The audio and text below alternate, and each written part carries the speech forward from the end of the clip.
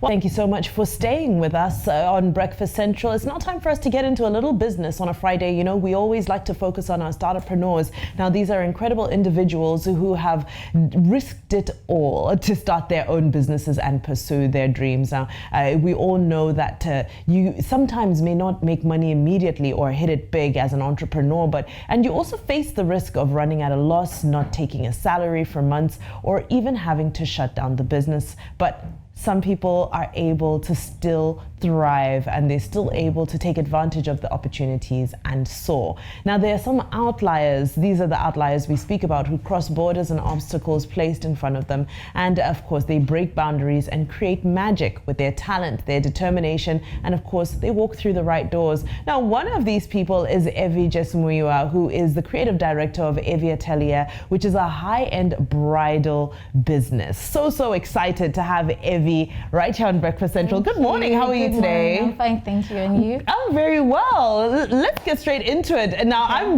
because I'm living this experience of, trying to get a wedding dress made. So, already we think of brides, we think of Bridezilla.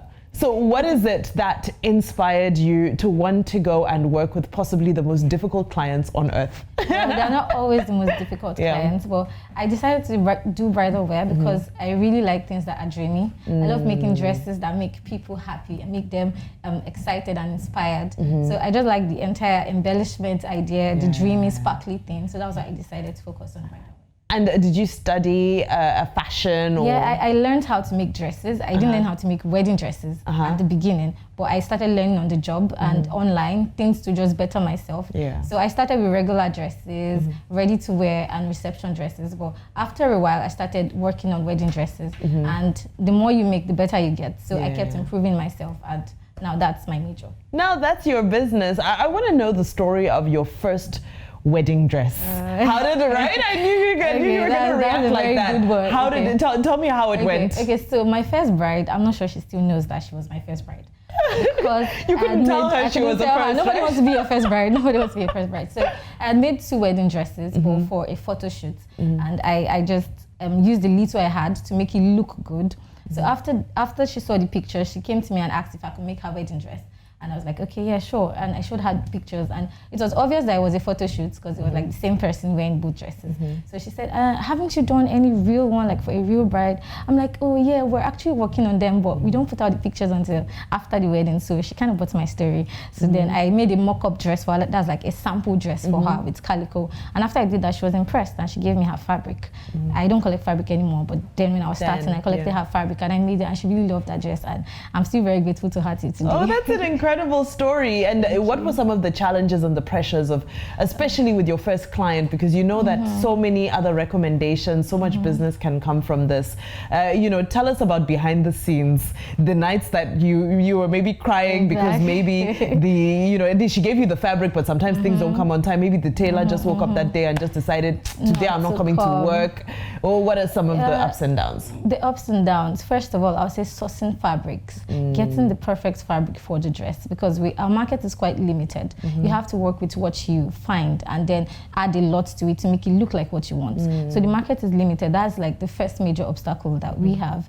Then secondly, getting staff that would actually stay, because most people, by the time they come to you and they learn, they want to just go and start up their own business. So it's quite tricky to keep investing in people and they don't stay long. But after a while anyway, I've been able to deal with that and manage it and have like contracts to make you stay. So that's second. And then I would say electricity.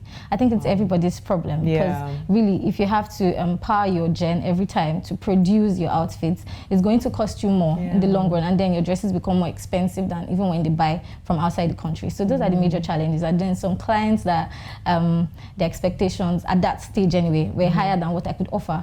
But that's where the part of you building yourself and keep ensuring that you get better every day comes to play. So now I think I've been able to deal with most of them. Now, again, still looking, because this is very much, especially with bridal, I think fashion is not a service industry, but bridal is definitely a service, a service industry, part of the service industry. Now, you hear so many horror stories, and this is specific to Nigeria, of brides who were disappointed on the last day. Maybe the dress wasn't ready on time, or maybe, and I always wonder, because I don't believe that you take on a client with the hope of I'm going to let you down. So, you know, what is it? Because it's a normal story that we hear so often. What possibly, I'm not saying you have done this, but you know what happens in the industry. Okay, so, what would have happened, you know, 2 weeks before the wedding, you hear brides don't have dresses? The first thing is they most likely didn't start the process on time. Okay. So if you know you're getting married this year, say in the next 6 months, at least by January, go talk to your bridal designer. That, okay, this is what I want. So that first of all, they have enough time. So when they have enough time, they walk you through the entire process. This is the fabric we're going to use for you. This is the design, and so on. So and that's so forth. a fault on the part of us as clients, that we don't understand that it's as not a designer, business. if they come to you and you know the time frame is short, it's best you don't take the job. It's best you don't take the job. Just advise them to go buy so that you don't have to disappoint them at the end of the day. So if you have enough time, then you make sure they come for their fitting early enough. After the fitting, if there is any issue, I've had, let's say, 1 or 2 issues where the bride is like, oh, this is not the fabric I wanted, this is not. Since there is enough time, because make sure you come for fitting early enough, would then get you what you want. Like the plan is always to ensure that I satisfy every client, because once they walk out that door, they're going to be able to tell other people about the service they got from you. Yes. So then if there is ample time, whatever error has been made can be fixed, not 2 weeks to your wedding. You should have your dress like a month before your wedding. Right? Yeah. Okay, very good advice. I think certainly a lot of people do need to hear that. Now, you know, looking at the bridal industry, they say that, you know, as long as you're involved with anything to do with weddings in Nigeria, then you know what, you're definitely in the right place. You're never going to be short of work. How many brides do you have a month? What does business look like for you? Okay, so a month, because I do dresses that have a lot of details. Okay. So I don't do a lot. So in a month, I could have like 3-4 brides. Okay. And most likely they would have started making their dresses with us a while ago, before then. But in a month, about 3-4 brides. Because we have to pay attention to every detail on the dress. And how does that impact your business model in terms of like the revenue that you're generating? Is it that you now have to charge a premium for that? Oh, definitely. If we're spending a lot of time on your dress, we're going to charge a premium. And because sourcing the fabrics, because I like to use fabrics that I know of good quality, particularly when it comes to the laces. So if I have to even ship your fabric from outside Nigeria, that's going to cost you more. If I'm going to put a lot of embellishments, except you want something really simple anyway. There are some minimalist brides, so if you want something simple, it's not going to break the bank. But then generally, if you want a lot of details and stuff, it might cost you a little. And so you've been talking about, you know, sort of the embellishments, you know, the imported fabrics and so forth. What's your signature? What's the dress that you made as a business? And from that moment, you knew that we are officially in business, you know, the one that got people's attention. Yes. There was a dress I made when my store was still in Akowonjo, Egbeda, and it was a mermaid dress. She had the body for the dress, so that was already a very good part. Like, okay, so the lower part of the dress had ruffles and like things like that, really dreamy, cloudy feel. Me too. Then the upper part had crystals on it all over the sleeves and the body, front and back. So that was the dress I knew. Oh, we made this one right, and made me. That's my signature. I like embellishments. I like things that shine.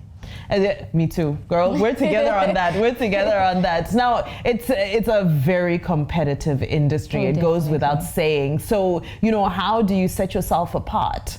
Okay, the entire process we give you is what makes us different, right? From the moment you walk, even if you start with an email conversation, we always make sure that you have a beautiful service. Like, we sell an emotion to you. We make you excited about your day, right from the moment you come into our doors to your fitting. We come to dress you up on your wedding day and any extra. So that's like our selling point. We give you a very special service apart from what we're offering you. So almost anything you want, just to make you happy on your wedding day, we go the extra mile. I love that, because that also answers my next question, which is, so what happens when your design is, you know, I don't want to say copied, let's say when your designs inspire other designers. Let's use that. There's nothing you can do about that. Once you've dropped your design out there, once it's online, it's everywhere. The best you can do is to watermark your picture so they know, okay, it came from, this is the original designer. But there's nothing you can do about it. We draw inspiration from each other. So if someone else is copying your design or drawing inspiration from your design, whether they give you credit or not, let it slide. You do the next one. It's part of it, right? I'm about that one. And then, because also the other thing is, we as brides are walking around with all these inspiration pictures on our Pinterest and whatever. Then we come and say, I want this and this and this and this and this. So how are you able to make that your own? Okay, so when you come for consultation, we try to tell you to show us a maximum of 5 pictures. Because once it exceeds 5 pictures, we start having too many things to work with. So if you tell me, okay, this is what I like, this is what I like, what I like, we then create a design for you, an original sketch, putting everything together. And then when you're fine with the sketch, then we stop. If you need to alter anything, we do that for you. Okay.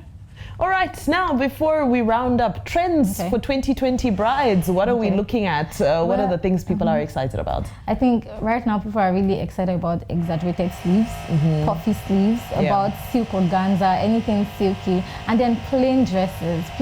Plain wedding dresses are really coming into vogue right now with just a little bit of embellishment. Okay. So plain ball dresses are going to be really trendy this year. That's what I think. All right, so you're going to be making a lot of those, hopefully. Yeah, I think so. Right? With some embellishments. With some embellishment, you got to drop your signature on there. Evie, this is amazing. Now, you know, if somebody's watching and they wanna order or make an inquiry, what's your Instagram page? Our Instagram page is at Artelier. Do I have to spell it?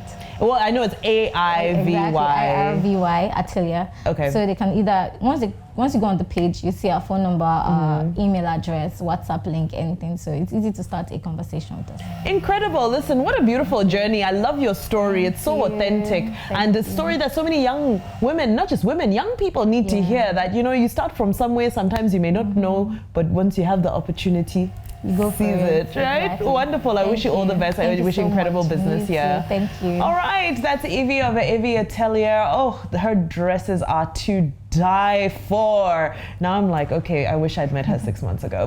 To watch more videos just like this, make sure you subscribe right here. And of course, check out more videos right here.